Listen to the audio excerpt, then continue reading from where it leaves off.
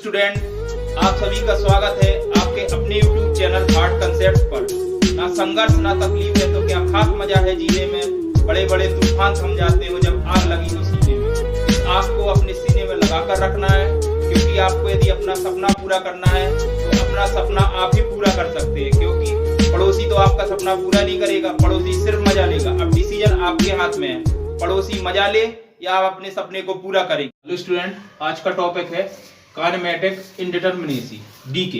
DK का means होता है total numbers of independent joint displacement. ठीक है, आपने देखो पिछले वीडियो में डीएस का पूरा समरी देखा था, उसके कुछ क्वेश्चन भी सॉल्व किए थे।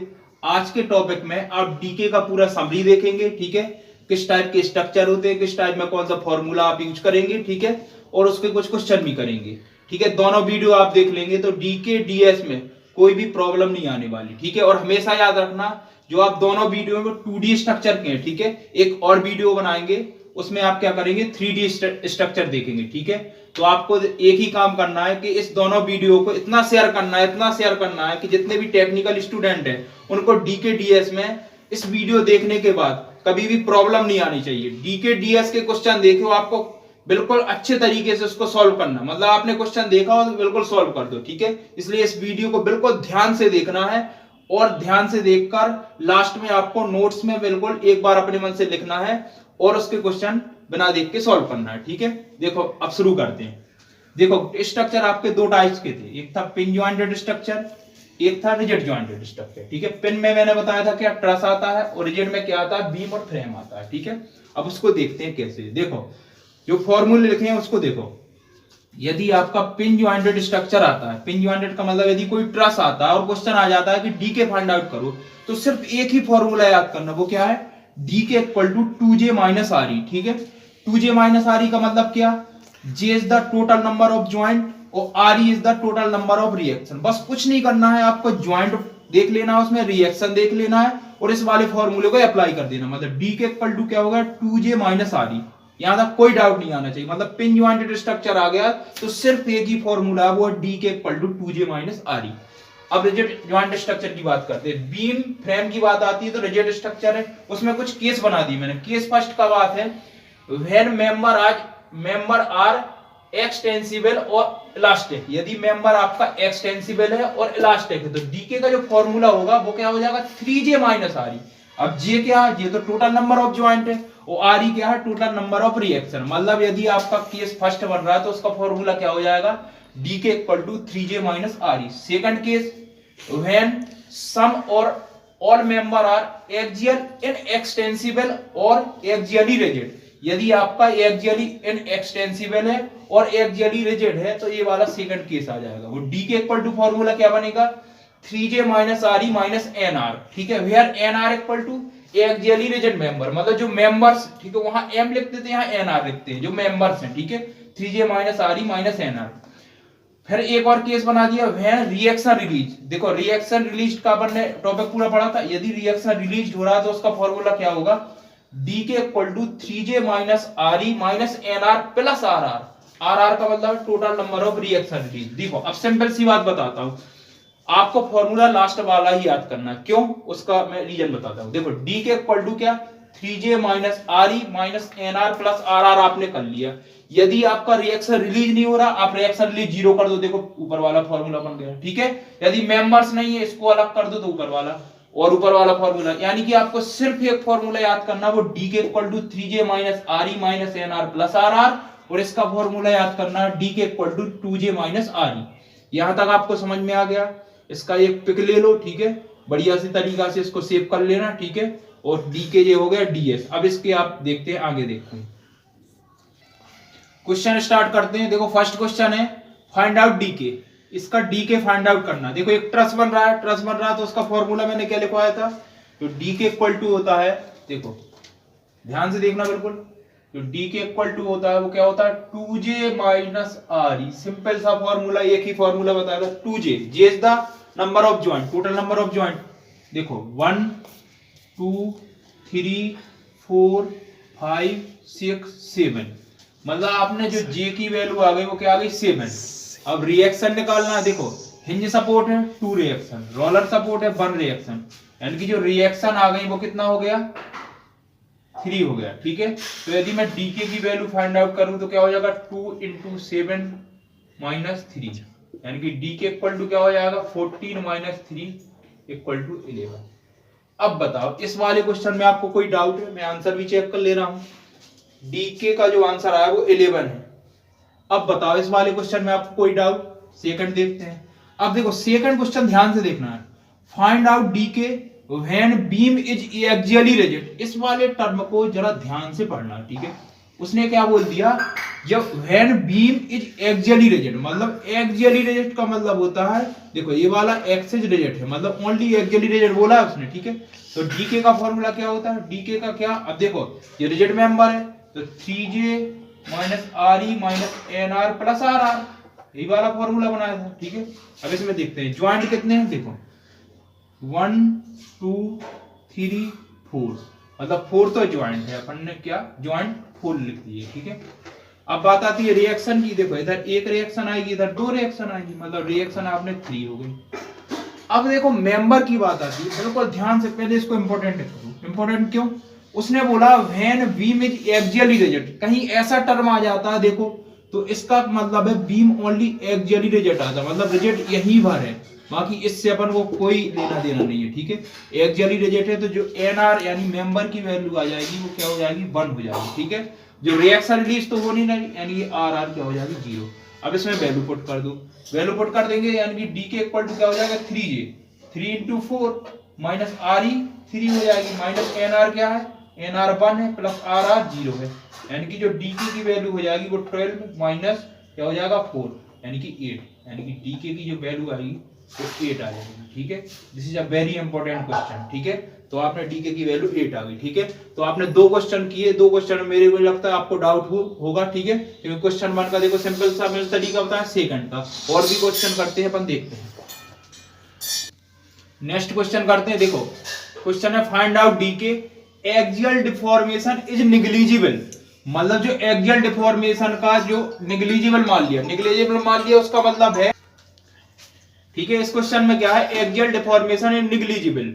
नेग्लिजिबल का मतलब देखो समझो क्या है, उसमें क्या था नेग्लिजिबल नहीं था, लेकिन उसने कहा एक्सियल डिफॉर्मेशन नेग्लिजिबल कर दिया, यानी कि आपका जो भी कंसेप्ट रहेगा उसमें कोई चेंजिंग नहीं आने वाली है, यानी कि जो फॉर्मूला होगा वो डी के इक्वल टू क्या हो जाएगा 3J - RE - NR + RR, यही फॉर्मूला था। अब देखो इसको सॉल्व करते हैं।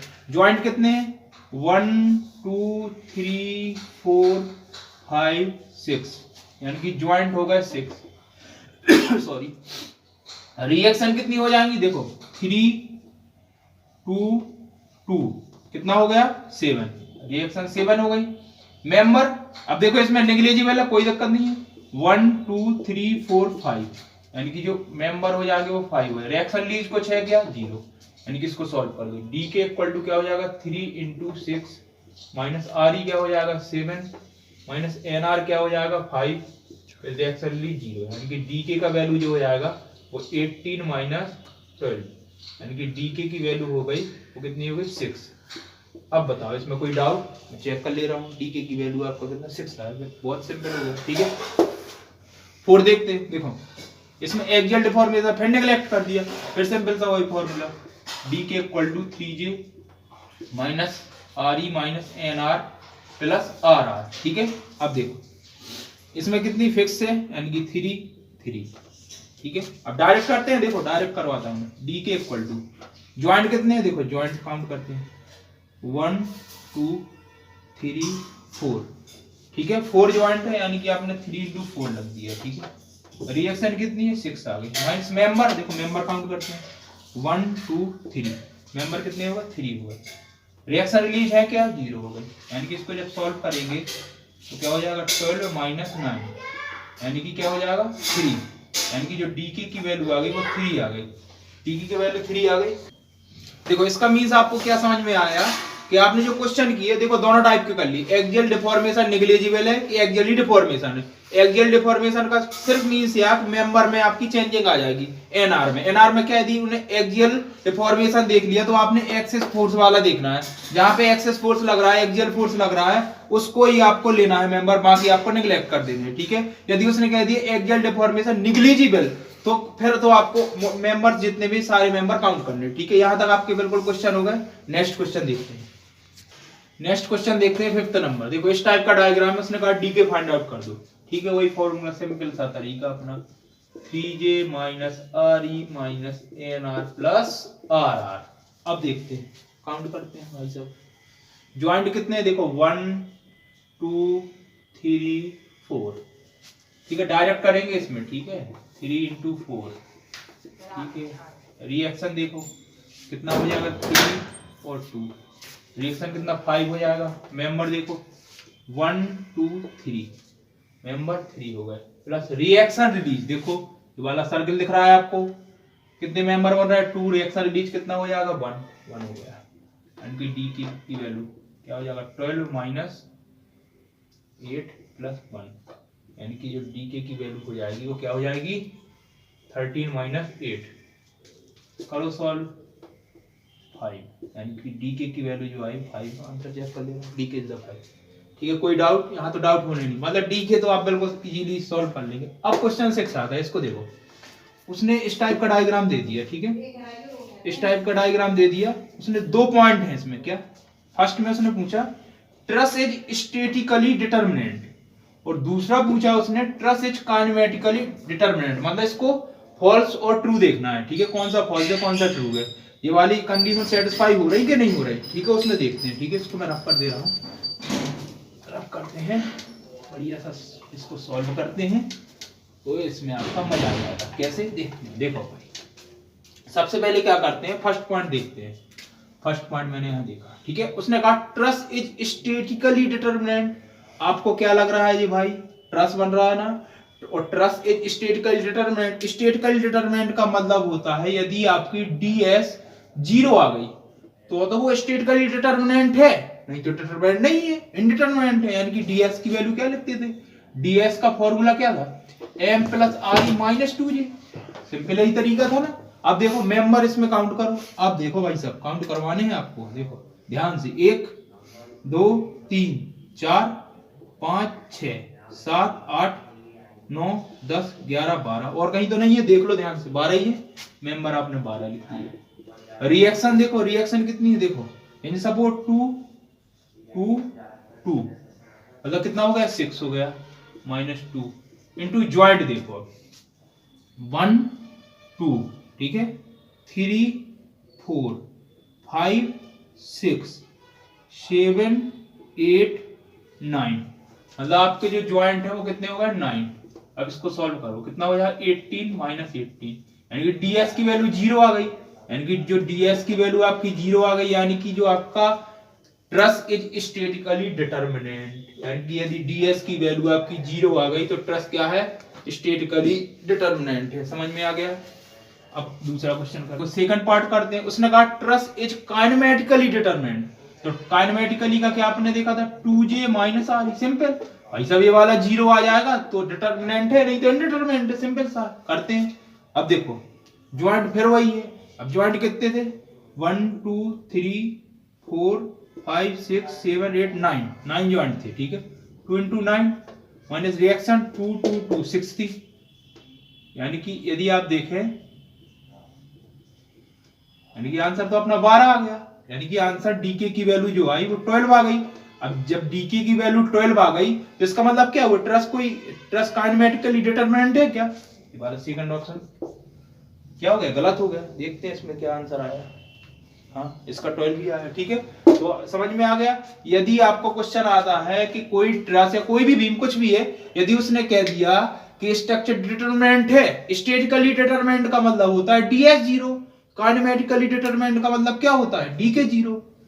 तो यहां तक आपके मैंने देखो 2 क्लास बनाई है आपकी, एक देखो फर्स्ट क्लास, एक सेकंड क्लास, ठीक है।